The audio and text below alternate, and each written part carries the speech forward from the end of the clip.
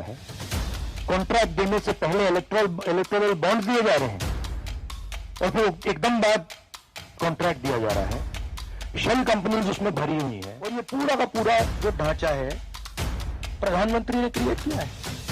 इनका brain child है। इन्होंने कहा है कि भाई इलेक्टोरल बॉन्ड्स हिंदुस्तान की राजनीति को साफ कर देगा। जो पार्टी भ्रष्टाचार के खिलाफ सबके पीछे पड़ी हुई है, ये दावा करती है कि हम किसी को नहीं छोड़ेंगे, वे क्यों भाग रहे हैं?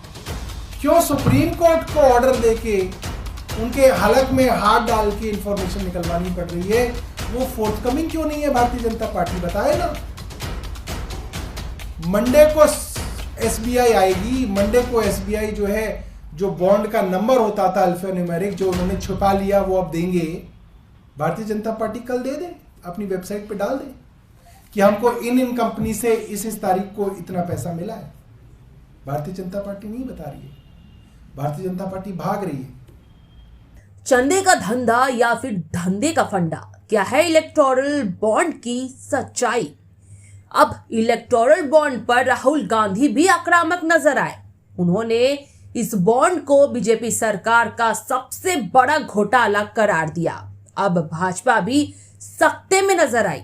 जब से इलेक्टोरल बॉन्ड की जानकारी सामने आई है, तब से कई घोटाले के सुराग मिले हैं। बता दें, इंग्लिश वेबसाइट रिपोर्टर कलेक्टिव की टीम ने शानदार चुनावी बॉन्ड पर काम किया है।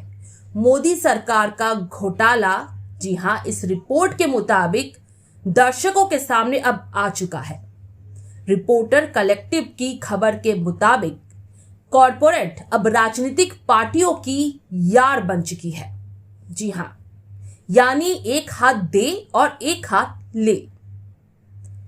हैदराबाद की एक कंपनी ने 966 करोड़ की बॉन्ड खरीदी। आखिर सवाल है कि एक कॉरपोरेट कंपनी भला इतने ज्यादा महंगे बॉन्ड को क्यों खरीदती है भला? बता दें, ये कंपनी एक तेलंगाना प्रोजेक्ट पर काम कर रही है। सीएजी ने कहा है कि इस प्रोजेक्ट को काफी नुकसान पहुंचाया गया है आर्थिक तौर पर, क्योंकि इस प्रोजेक्ट पर 82,000 करोड़ की लागत आने वाली थी, मगर अब 1.5 लाख करोड़ की लागत आने वाली है, जिससे साफ है कि इस वजह से देश की आर्थिक स्थिति को कितना नुकसान पहुंचा है। वहीं विपक्ष कलेश्वर डैम जैसे मुद्दों को भी सामने ला रहा है। विपक्ष तो पहले से ही कह रहा था कि सीबीआई, ईडी और इनकम टैक्स जैसे डिपार्टमेंट मोदी सरकार की जेब में है। यानी कह सकते हैं कि जब से चुनावी बॉन्ड की जानकारी सामने आई है, एक एक परत खुलते जा रहे हैं और घोटाले के कई सुराग सामने आ रहे हैं।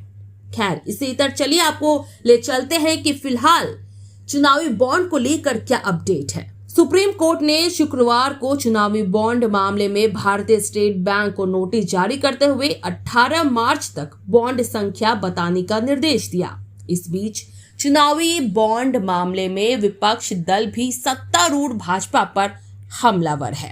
राज्यसभा सदस्य कपिल सिब्बल ने चुनावी बॉन्ड योजना को बहुत बड़ा घोटाला करार दिया और कहा कि इस मामले की जांच के लिए अदालत द्वारा नियुक्त अधिकारियों का एक विशेष जांच दल गठित किया जाए। चुनावी बॉन्ड के खिलाफ उच्चतम न्यायालय में दायर मामले में याचिकाकर्ताओं की पैरवी कर रहे वरिष्ठ अधिवक्ता सिब्बल ने कहा, ये योजना गैर कानूनी थी और इसका उद्देश्य एक राजनीतिक दल को इस तरह से समृद्ध करना था कि कोई भी अन्य राजनीतिक दल उसका मुकाबला नहीं कर सके। उनकी ये टिप्पणी निर्वाचन आयोग द्वारा चुनावी बॉन्ड के आंकड़े सार्वजनिक किए जाने के एक दिन बाद आई है। सिब्बल ने यह भी कहा कि इस योजना को पूर्व वित्त मंत्री ने शुरू किया था और उन्होंने सोचा था कि इस तरह से कोई भी राजनीतिक दल हमसे मुकाबला नहीं कर पाएगा। वो सही साबित हुए। जिसके पास पैसा है वही चुनावी मुकाबले में रह सकता है। राज्यसभा सदस्य ने कहा कि इसकी जांच होनी चाहिए कि किस राजनीतिक दल को कितना चंदा मिला। उन्होंने कहा कि सवाल यह है कि बॉन्ड किसके पास गए।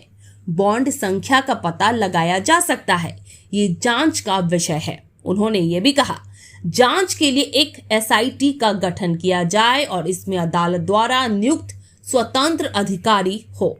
वहीं पूर्व मुख्यमंत्री अशोक गहलोत ने चुनावी बॉन्ड को लेकर एक बार फिर केंद्र में सत्तारूढ़ भारतीय जनता पार्टी पर निशाना साधा और कहा कि आंकड़े सामने आने से उसकी लूट देश के सामने आ गई है। भाजपा ने सट्टेबाजी, जुआ आदि का काम करने वाली कंपनियों तक से चंदा लिया है और यही भाजपा के चरित्र का सत्यापन है। चुनावी बॉन्ड की जानकारी से तो ऐसा लगता है कि ईडी भाजपा का वसूली विभाग बनकर रह गई है। जिन कंपनियों पर केंद्रीय एजेंसियों ने छापे मारे, उन्होंने ही भाजपा को इलेक्टोरल बॉन्ड से चंदा दिया और उनके खिलाफ चल रही कार्रवाई वहीं रुक गई। भाजपा ने सट्टेबाजी, जुआ आदि का काम करने वाली कंपनियों तक से चंदा लिया और यही भाजपा के चरित्र का सत्यापन है। कांग्रेस शुरू से कह रही थी कि इलेक्टोरल बॉन्ड देश का सबसे बड़ा घोटाला है। उन्होंने कहा कि अब ये देश के सामने आ गया है कि भाजपा देश की सबसे भ्रष्ट पार्टी है, जिसने भ्रष्टाचार का सरकारीकरण कर दिया है। ऐसा पहली बार देखा गया है कि जो कंपनियां घाटे में चल रही हैं, वो भी करोड़ों रुपए का चंदा भाजपा को दे रही है।